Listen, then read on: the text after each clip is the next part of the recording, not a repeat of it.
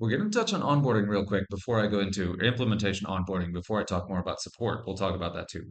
So, and this is actually going to be a little bit shorter. While this is one of the key pieces of customer success and being a customer-centric company, it's generally understood as one. This is one that people really get as like, I want to do customer success.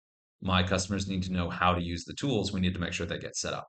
So this is one of the frontline pieces of CS that's talked about a lot. So I don't need to cover as much of that here, but just to talk about onboarding implementation as kind of a discipline, as something that's what it's supposed to do is this is how you make sure customers understand the tools, how to use them, get it set up cleanly and well, so that when they go out into the wild using this product, they demonstrate the product well. The better trained your customers are, the better they are as a test case and a showcase for future customers or for other prospective customers out there. If they see someone stumbling around, they see like raw code and junk and weird stuff going on, like photos that don't fit, empty places that should have pictures that don't, the worse your customers use your product, the worse your company and customer and product looks. So it's very important as a business, especially if you have any kind of public customer or like public facing product. It's very important that your customers know how to use it well right out of the gate. So it's best for them. So they have a good reaction, good relationship. They see the value early, but it's also good for you to protect your own brand, protect your own business. Like if everyone was walking around drinking Coca-Cola upside down, for example, and just dumping Coke all over the ground. Obviously, an extreme example, but that's the kind of thing where people would be like, well, that doesn't look like fun. I don't want that. Especially when they were thirsty and would actually need it, right? That's one of those core pieces of this. And now it is a little bit jarring because implementation onboarding is a temporary role. You go through the sales process, you have somebody you work with, and then there's a very brief intensive period where you're working with your implementation specialist, and their entire role is to set you free. So you have this short training relationship that potentially is somewhere between a webinar and a live training, and you have to get the most out of it possible. And as a company, you have to make sure the customer gets the most out of it possible in a way that is sticky. So you don't set it up for them completely. You teach them how to set it up. You teach them the best practices. You teach them to understand the best and strongest pieces of the tool so that when they take it live, it looks good.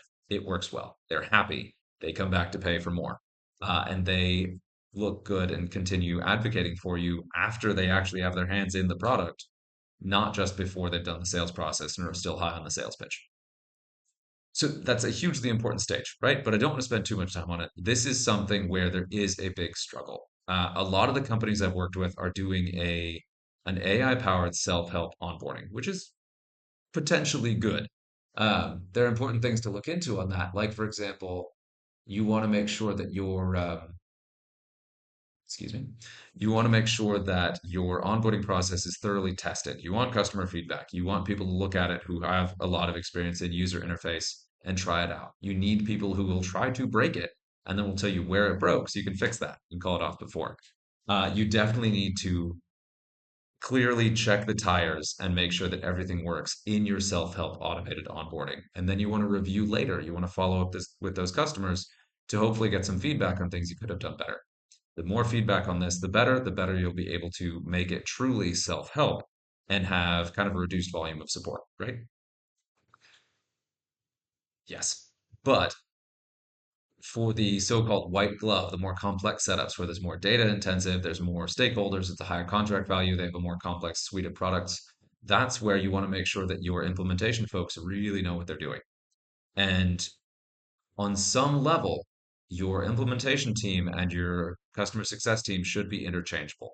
Not to the point where they fully can do each other's jobs, but where they have the same depth of knowledge, the same breadth of knowledge, where they understand different use cases. They can pull on examples of people using this exceptionally well.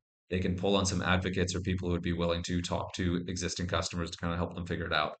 They can answer the tough questions beyond their scope. Like, so once somebody's launched an onboarding, they've been live for 6 months, your onboarding team should still be aware of what happens to those customers and how they can help.